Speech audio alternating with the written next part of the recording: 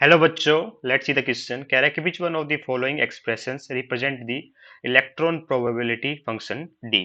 तो electron probability function को कौन सा एक्सप्रेशन डिनोट कर रहा है? तो देखिए बेटा, इलेक्ट्रॉन प्रोबेबिलिटी फंक्शन होता क्या है? इसको रेडियल प्रोबेबिलिटी फंक्शन भी बोला जाता है। ठीक है। एक्चुअली जो रेडियल डेंसिटी होती है बेटा, उसको डिनोट किया जाता है साई स्क्वायर से। क्या नोट किया जाता है? जो रेडियल डेंसिटी होती है बेटा, उसको डिनोट किया जाता है किसी भी ऑर्बिटल के लिए। ये क्या होती है? Radial density. ठीक है। साइज स्क्वायर से इसको नोटेशन दी जाती है या डोनेट किया जाता है। देखिए बेटा जी, ये क्या होता है? ये क्या बताती है कि probability density of finding electron at a point at a distance R from the nucleus. ठीक है। ये न्यूक्लियस है, मान लीजिए हमारा ये न्यूक्लियस है। ठीक है। इससे कोई आर डिस्टेंस पे इलेक्ट्रॉन की प्रोबेबिलिटी क्या है फाइंड होने की, उसको बताता है बेटा साइज स्क्वायर। ठीक है। ये क्या बताता है? Probability of finding the electron at a point at a distance R from the nucleus. ठीक है। ये तो हो गया बेटा रेडियल डेंसिटी की बात होगी। अब बात आती है कि इलेक्ट्रॉन प्रोबेबिलिटी फंक्शन क्या है। तो देखिए इलेक्ट्रॉन का क्या होता है? स्पेरिकल सिमेट्री होती है।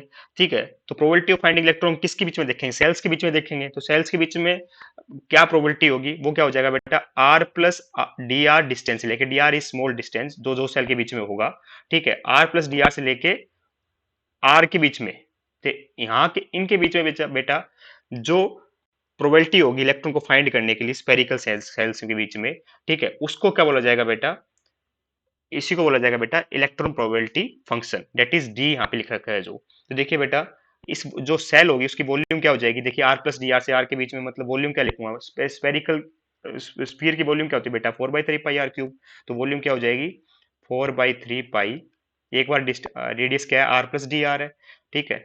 आर प्लस डी आर, मतलब स्मॉल चेंज इन रेडियस करके हम कितना डिस्टेंस में फर्क, इलेक्ट्रॉन प्रोबेबिलिटी फंक्शन, इलेक्ट्रॉन के पाने की प्रोबेबिलिटी पता करते हैं बेटा। ठीक है। तो ये हो जाएगा R cube minus 4/3, R plus D R का क्यूब हो गया। ठीक है। Minus pi R cube. ठीक है। आर क्यूब इसलिए बोला था बेटा मैं, फोर नॉर्मल फॉर्मूला होता है 4/3 पाई आर क्यूब। तो यहाँ पे आर क्या हो जाएगा? आर प्लस डी आर है। नॉर्मल आर क्या है? आर। दोनों को माइनस करेंगे तो जो सेल के बीच में डिस्टेंस होता है उसकी वॉल्यूम आ जाएगी, that is 4 pi are square D R. ठीक है। 4 pi are square D R आ गई। ठीक है। अब देखिए, the probability which is independent of direction is called radial probability. ठीक है। एंड वो किसके बराबर होती है बेटा? वो होती है रेडियल प्रोबेबिलिटी बोल सकते हो, इलेक्ट्रॉन प्रोबेबिलिटी फंक्शन भी बोल सकते हो। तो मैं कह सकता हूँ कि इलेक्ट्रॉन जो प्रोबेबिलिटी जो फंक्शन होगा वो क्या होगा? जो डायरेक्शन के इंडिपेंडेंट होता है वो होता है बेटा 4 पाई। रेडियल प्रोबेबिलिटी फंक्शन बोला जाता है बेटा इसको 4 pi are square D r psi square. और साई स्क्वेयर क्या था बेटा? Probability of finding the electron.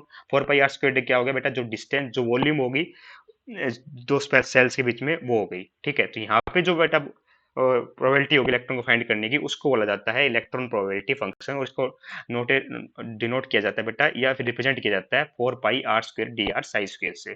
ठीक है। तो ये क्या बताता है? ये बताता है कि probability of finding electron at a distance R from the nucleus regardless of direction. Direction के बिना, डायरेक्शन के रिगार्डलेस। ठीक है। तो हमें क्या, ये क्या हो गया बेटा? 4 pi are square D r psi square. ये हो गया बेटा हमारा इलेक्ट्रॉन प्रोबेबिलिटी फंक्शन। दो, जिसे क्योंकि इलेक्ट्रॉन्स के अंदर डिफरेंट डिफरेंट सेल्स होती है, तो दो सेल्स के बीच में हमने डिस्टेंस ले लिया। डिस्टेंस क्या होगा बेटा? आर प्लस डी आर से आर के बीच में होगा। तो दोनों के डिस्टेंस के बीच में जो वॉल्यूम है उसको हमने फाइंड किया, और वॉल्यूम को क्या कर दिया बेटा? साइज स्क्वायर से मल्टीप्लाई कर दिया। उसको बोला जाता है इलेक्ट्रॉन प्रोबेबिलिटी फंक्शन, या ठीक, या फिर रेडियल प्रोबेबिलिटी फंक्शन। ठीक है। जिसकी वैल्यू आई हमारी 4 pi r square d r psi square. ठीक है। तो आंसर ऑप्शन नंबर कौन सा ठीक हो जाएगा बेटा? हमारा आंसर हो जाएगा option number C. I hope you understand the answer. Thank you so much.